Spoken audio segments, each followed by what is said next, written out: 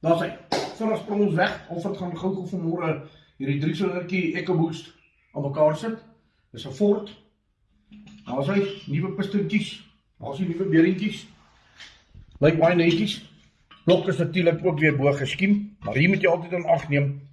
Jy kan net 'n sekere hoeveelheid afneem van hom af, want jy het 'n Vanos system ensovoorts. Right, daar is die nuwe pistons, nuwe gasket. Hy vat 'n staal film gasket. Hy gaan so op. Ok, die rede hoekom ek het ook al gesê is hoekom die blokke skiem en die het met die staal gasket gee vir jou 'n beter seel. Ok, daar is hy. Krank is gepolish. Hier is die ou pistontjies. Hulle kan maar so van daai kant toe gaan. En hier is die belde, direk van Ford af. Koop hom glad die Pirate nie. Baie mooi. Min mense weet dit. Die belde loop binne in die olie. Hy loop nie in die buitekant van die masjien nie, hy loop binne in die olie. Baie masjiene wat daar uitkom, loop die fan ag die timing belde binne. Ok, dan hier is al die seeltjies en die gaskets. Dis 'n klein enjintjie, so hier is min gaskets. Daar is die top huis gedoen. Dis die Vanos system hierdie. Ek sal nog eendag verduidelik hoe dit werk. Top is mooi gedoen, nuwe oliepomp. Daar's hy. Kom manne, slaap hom aan mekaar.